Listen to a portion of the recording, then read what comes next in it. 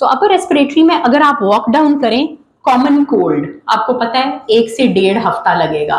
Let's do acute rhinosinusitis 1 हफ्ता लगता है, ठीक है। लेट्स डू क्रूप वाले सिंड्रोम्स 1 हफ्ता लगता है। लेट्स डू अक्यूट ब्रोंकाइटिस 1 हफ्ते से 2 हफ्ते लगते हैं, ठीक है। लेट्स डू सोर थ्रोट में भी 7 से 10 दिन लगते हैं ठीक होने के लिए। सोर थ्रोट भी जनरली वायरल होता है, लेकिन क्योंकि उसमें मुझे स्ट्रेप थ्रोट को और डिफ्थेरिया वाले थ्रोट को मैंने बैक्टीरियल थ्रोट को अलग करना होता है, इसलिए मुझे जरा थोड़ी सी उस पर मेहनत करनी पड़ती है। अच्छा देखिए कैवियाट्स क्या है।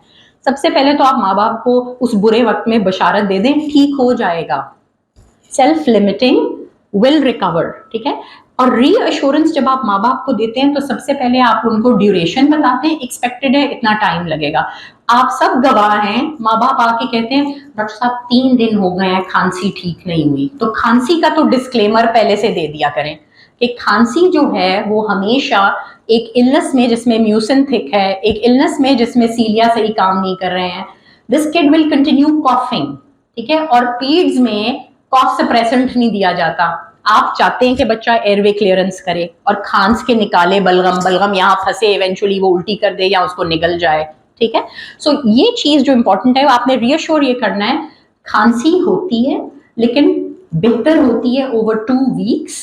1 हफ्ते के बाद खांसी से उल्टी नहीं होनी चाहिए, रात को नहीं उठना चाहिए, ठीक है। और खांसी बाउट्स में, वो वाले बाउट्स जिसमें बच्चा बीच में सांस नहीं ले सकता और उसमें पेरिओरल साइनोसिस या वो पैलिड हो जाता है, ये नहीं होना चाहिए। सो सिविरिटी कम हो जानी चाहिए खांसी की विद इन 1 वीक, लेकिन खांसी लिंगर करती है 2 वीक्स तक, ठीक है। अच्छा फिर रिसोर्स इंटेंसिव। रिसोर्स इंटेंसिव का मतलब है अगर आप उसको कह दें कि देखें जी 3 to 5 डेज लगेंगे बेहतर होने के लिए या 1 to 1.5 वीक लगेगा, और उस दौरान में बंद नाक के लिए ये, बहती हुई नाक के लिए ये, ड्राई खांसी के लिए ये, गीली खांसी के लिए ये, डिमल्सेंट गले को सूद करने के लिए ये, प्लस माइनस ब्रोंकोस्पैज्म के लिए चलें ठीक है आप थोड़ी सी इप्राट्रोपियम और आप वेंट्रोलिन भी इसको नेबुलाइज करवा दें। तो हर चीज माँ के लिए लिटरली कोई about 8 to 10 things a day हो जाती हैं करने के लिए। और एक चीखता चलाता कंजेस्टेड बच्चा, उसके अंदर आप चीजें डाल भी रहे होते हैं। और खास तौर पे याद रखें, मेरे भी नाक में कोई ड्रॉप्स डाले जाइनोसिन के चाहे नॉर्मल सेलाइन के तो मैं चीखें मारूंगी, ठीक है। सो नाक में चीज डालना बच्चे के लिए, माँ के लिए बेइंतहा ट्रॉमेटिक होता है। So it's important to just go through all those things and say, तो मैं जनरली माँ बाप को कहती हूँ आपकी बस हो जाए तो डाल दें, because I can't go through that 10 things की लिस्ट। तो ऐसे मैं आपको लिख के दे रही हूँ, आपकी बस हो जाए तो दे दें, वरना देना हरगिज भी जरूरी नहीं है, खुद ही ठीक हो जाएगी अल्टीमेटली, ठीक है।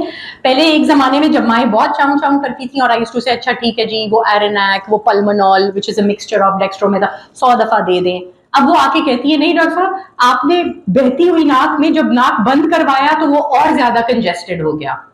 सो these are good things, parents are now very अकलमंद, वो बहुत गूगल डॉक्टर बने हुए हैं, ठीक है। और अच्छी बात है, अच्छी बात है, बिकॉज यू नो कि आपको डेफिनेटिवली कुछ भी ऑफर करने के लिए नहीं है।